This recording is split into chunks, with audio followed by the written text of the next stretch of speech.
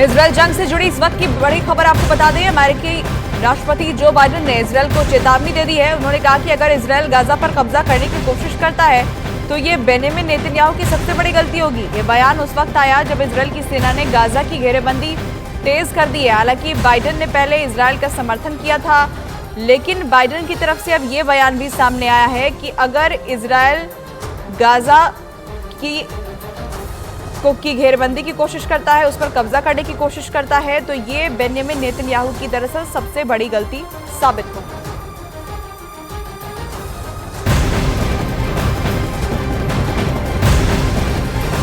Israel और Hamas के बीच छिड़े युद्ध में 9वें दिन गाजा पट्टी में अब तक कुल 2670 लोगों की मौत हो चुकी है, जबकि 9600 लोग घायल हो चुके हैं। वहीं वेस्ट बैंक में इजरायल की जवाबी कार्रवाई में 56 लोगों की मौत हो चुकी है, जबकि 700 लोग घायल हुए हैं। दूसरी तरफ लेबनान में भी इजरायल का जवाबी हमला जारी है, जिसमें 12 लोगों की मौत हो चुकी है। वहीं बात करें इजरायल की, तो हमास के हमले में अब तक इजरायल के 1400 लोगों की जान जा चुकी है, जबकि 3418 लोग जख्मी हुए हैं।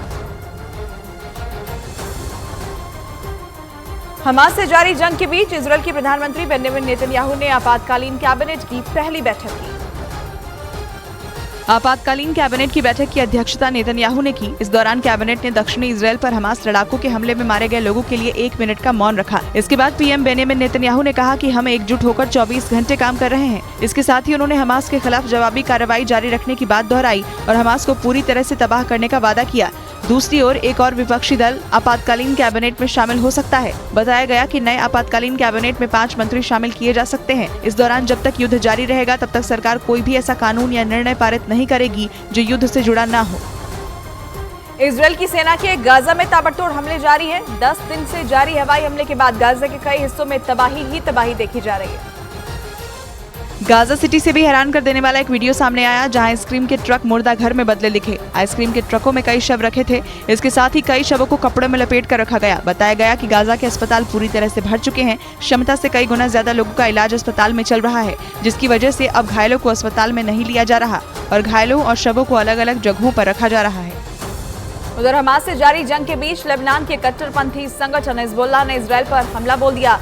इस बात की जानकारी इजरायल के रक्षा मंत्रालय ने दी और आरोप लगाया कि हिजबुल्लाह ने उसके इलाके में कई रॉकेट दागे, जिसके बाद इजरायल ने लेबनान की सीमा के नजदीक कई टैंकों की तैनाती कर दी। इजरायल ने ये कदम उस वक्त उठाया जब हिजबुल्लाह ने इजरायल पर रॉकेटों से हमला कर दिया। हमास के जंग के बीच इजरायल के खिलाफ लेबनान का चरमपंथी संगठन हिजबुल्लाह भी इजरायल के खिलाफ जंग में कूद पड़ा। यही नहीं, उसने यहाँ तक कह दिया कि वो फिलिस्तीन के चरमपंथी संगठन हमास का साथ देने के लिए हर तरह से तैयार है।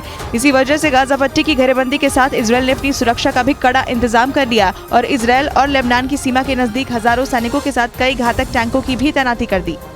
गाजा की सीमा के अंदर घुसने से पहले इजरायल ने अपना स्तेरोद शहर को खाली करा लिया है। अब वहां गिनती के ही लोग बचे हैं। स्तेरोद शहर गाजा की सीमा से महज 840 मीटर की दूरी पर बसा है, इसलिए इस शहर पर हमास के हमले का खतरा सबसे ज्यादा है। सरकार की अपील पर लोगों ने घर खाली कर दिए हैं। इस शहर में जाकर हालात का जायजा लिया हमारे सहयोगी नीरज ने।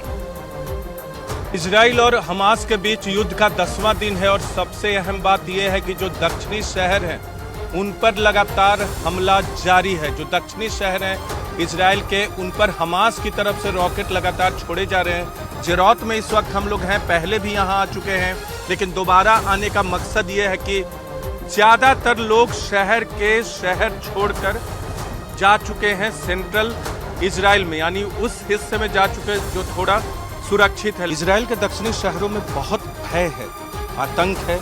जेरौत में दूसरी बार इस वक्त हमें आए हैं और इसलिए आए हैं कि हमें पता चला कि यहाँ के लोगों को शहर से दूसरे शहरों में जाने को कहा गया है, क्योंकि गाजा में एक बड़ा स्ट्राइक करने वाला है इजराइल। जेरौत से महज कुछ किलोमीटर भी नहीं, कुछ सीमा है जो 840 मीटर की दूरी पर है गाजा से। जेरौत पर भी हमास के आतंकियों ने हमला किया था। सिर्फ हमें इतना मिली, एक ऐसी महिला जो सड़क पर मिल गई और उन्होंने कहा कि वो शहर छोड़ के नहीं जाएंगी। 90-95% लोग जेरौत शहर को छोड़ के भाग गए हैं।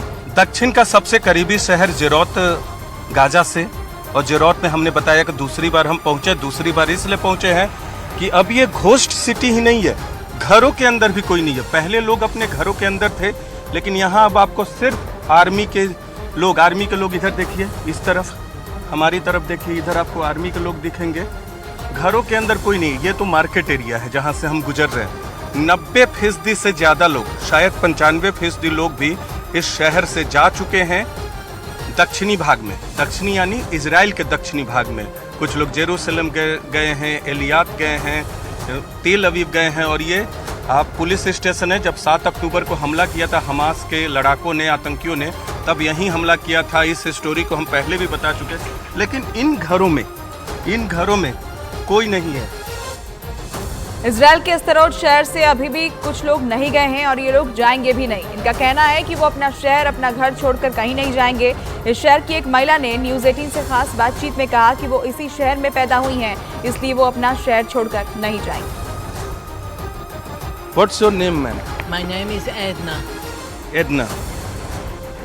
Most of the people left this city. Yes, of course. Why are you here? You are not scared? I prefer to be here. Yeah, You are not scared. I'm not scared.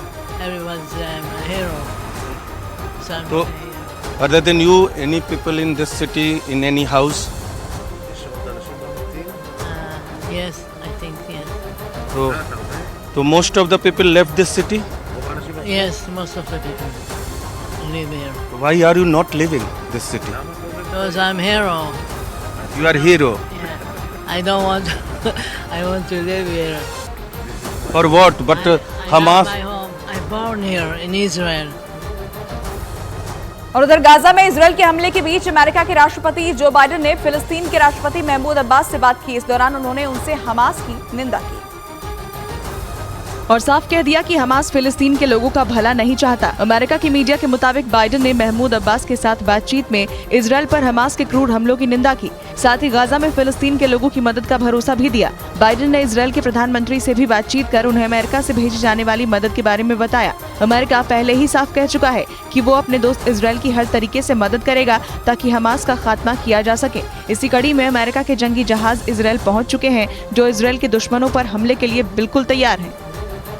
Hamas और Israel के जंग के बीच Jordan के राजा अब्दुल्ला ने London में Britain के प्रधानमंत्री ऋषि सुनक से मुलाकात की। बताया गया कि दोनों नेताओं के बीच इजराइल की सेना के गाजा पर हमले को लेकर बातचीत हुई, जिसमें जॉर्डन के राजा अब्दुल्ला ने ऋषि सुनक को गाजा में मौजूद हालात के बारे में जानकारी दी। इस दौरान उन्होंने गाजा पर इजराइल के हमले की निंदा की। जॉर्डन के राजा अब्दुल्ला ने इस बात की आशंका जताई कि फिलिस्तीनियों के गाजा छोड़ने के इजराइल के आदेश से वहां तनाव और ज्यादा बढ़ेगा। हमास ने 7 अक्टूबर को इजराइल पर हमला किया था, जिसके बाद से इजराइल की सेना गाजा में कहर ढा रही है। हालांकि हमास के हमले के बाद फिलिस्तीन के समर्थन में जॉर्डन उसके साथ खड़ा है, जबकि ब्रिटेन और अमेरिका जैसे देश इजराइल का साथ दे रहे हैं। मगर इसके बावजूद जॉर्डन के राजा ने ऋषि सुनक से मुलाकात की ताकि गाजा में शांति दोबारा कायम की जा सके।